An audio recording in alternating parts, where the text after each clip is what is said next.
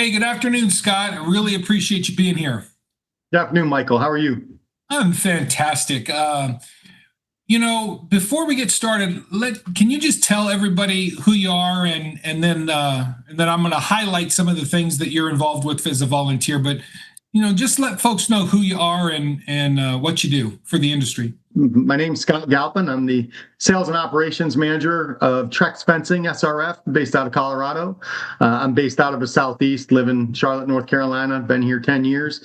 I was a past chapter president of the Carolinas Fence Association, past board member of the national board for the American Fence Association, and I'm currently the president chair-elect for the Chapter Presidents Committee, which is all the chapter presidents across the country, and helping them and guiding them along their paths. All right.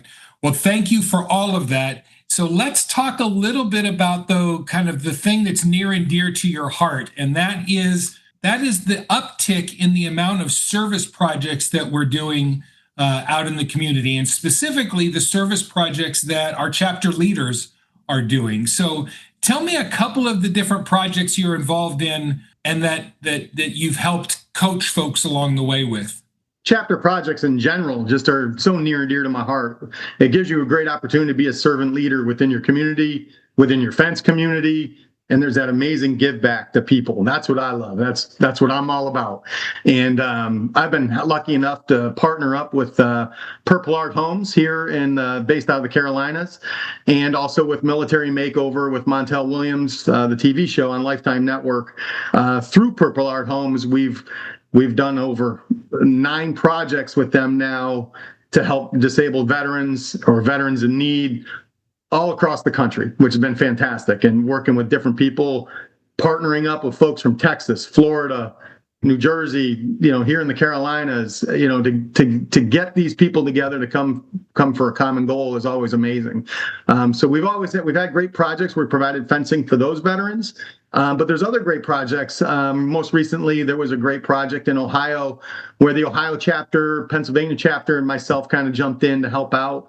And we did a project for the Ronald McDonald House, another great deserving organization of our time. They needed a new building, new fencing, new dumpster enclosure and gates and fun stuff like that.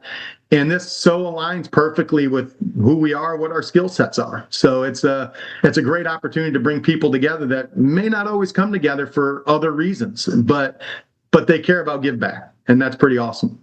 Yeah.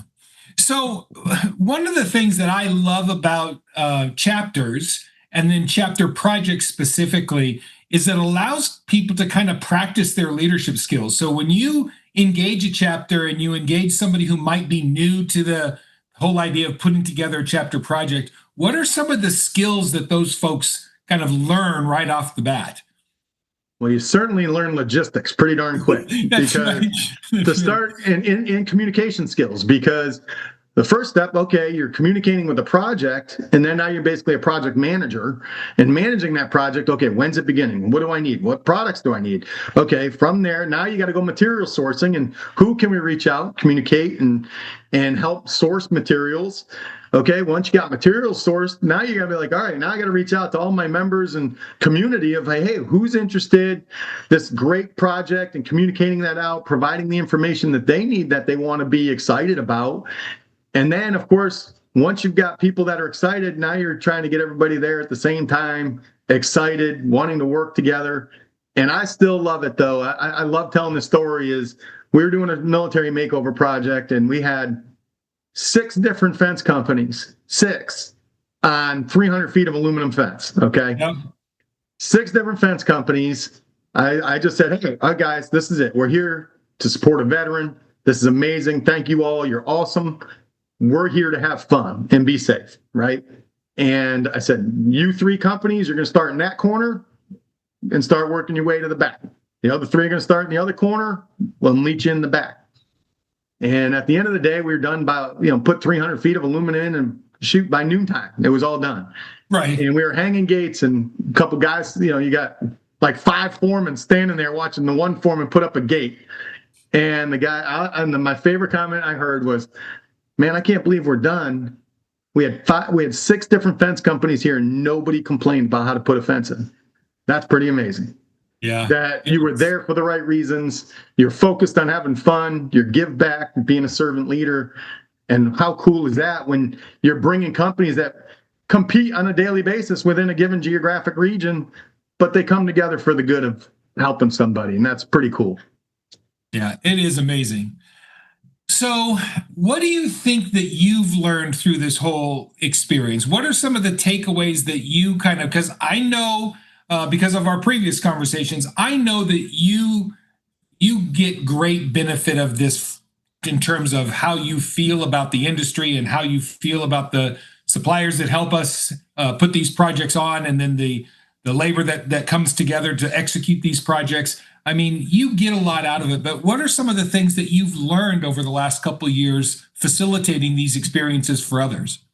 Sure. I mean, it's definitely an intrinsic reward for me, no doubt about it. I mean, 100%. And it's from your faith to whatever it might be that drives you, like, that's all cool. I mean, that's what I love about it. But what I've really learned is, especially with our membership, Michael, is there's people, we have great events, great educational events, and people show up, right? And they come for that, and those members take advantage of that and learn.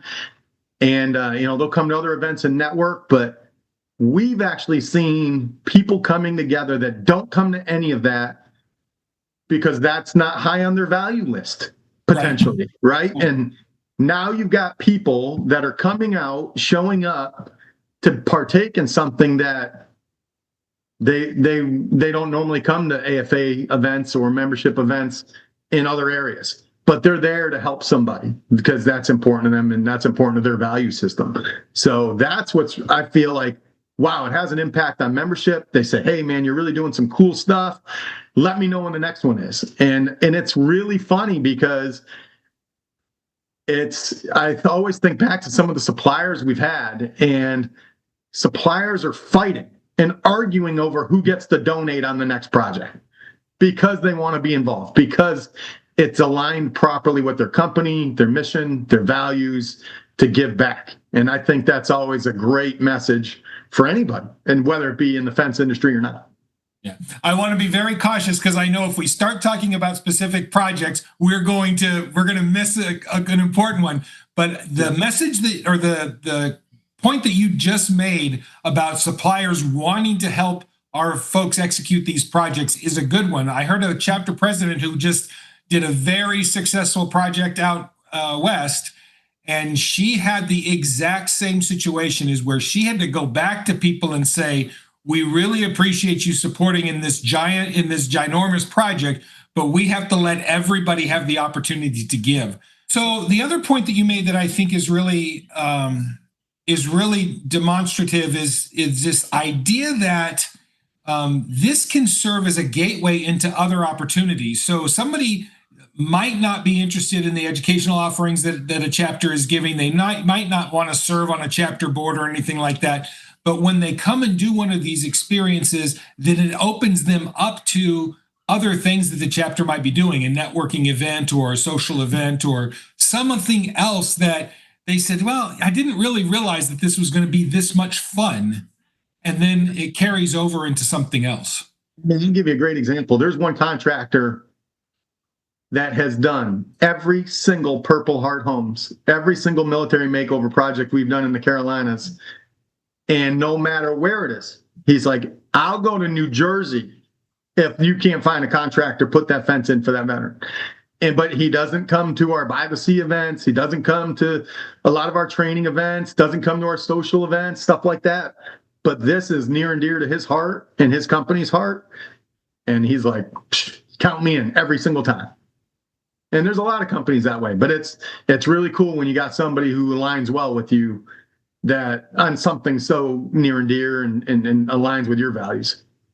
All right. So as we wrap this up, I think that the really cool thing about this conversation is when we think about the impact that we're creating for that veteran, they have a need that we're fulfilling. I mean, that's kind of the obvious impact.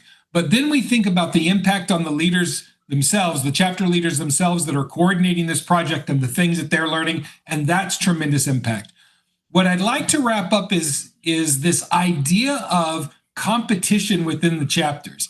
what I see happening is now people want to compete over who's got the, not necessarily the biggest project, but who has created the greatest impact. So how many people are there? How many people are participating? How many vendors were supportive of it? It's now turned into a friendly competition and motivation for the chapters. Yeah, it's crazy. Like when I think back to my first days as a chapter president, I sat in the room at the end of the year and we're discussing chapter project of the year. And I think there might have been 4. Yep. Okay. And I'd sit there and go, wow, okay, that's pretty cool. Among the chapters, we've done this, and some of them were grand scale projects. It could have been for a disabled child or some special needs kid. There's been so many great projects over time, ball fields for Little League, whatever it may be, right? But when I look back at that to where we are today, I think we're at pretty close to 8 or 9 projects by May. Yeah. And more coming up that are, that people are excited for. And some of them have been small, could be dumpsters, could be backstops. I mean, to one that's 2,000 feet of chain link to help out a, military installation, right? So it's crazy. It's definitely the talk, and hey, this is my project, this is what we're proud of, and they're saying, hey, we're doing this one and we're helping out here and we've got this one coming up. So I just think that there's so many great opportunities to create a project. It doesn't have to be military or disabled veterans or whatever. It could be Ronald McDonald House, could be a Little League, could be just a soup kitchen that or a battered women's shelter. There's been so many great projects that have impact, and that's the nice thing about fences. We make impact everywhere because of security. And that's what it's all about. It's security for a veteran. It's security, making sure they feel good in their backyard. At Little League, so the balls aren't flying around, the kids are secure. To the battered women's shelter, that the women feel safe, that they can be there. So that's what's so important in our industry. Yeah, it's very powerful. So I think just the last thing that I'll leave this conversation with is how important these projects are, these service projects are for building community.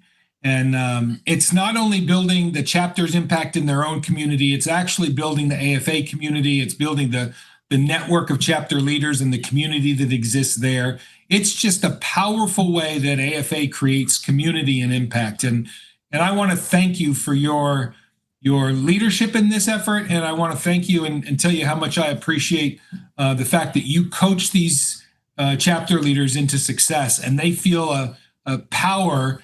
They're empowered to do more great things just because we've got the ball rolling in the right direction. Well, I appreciate that. Thank you. And it's pretty cool to see all these chapters excited to want to do a project. And that was not like that when I first came on board many years ago. And I feel like they're like, this is exciting. This is great for our members, great for an opportunity to bring people that maybe wouldn't come together. And it's palpable, which is really cool. Yeah, it gives us a really solid footing to then say, look how easy it is to do this networking event. Look how easy it is to do this education event. Look how easy it is to move from the service project into other. And then it just expands this impact for our members. And once again, just thank you very much. Appreciate it, Michael. Thank you very much. All right. Have a great day. You too now.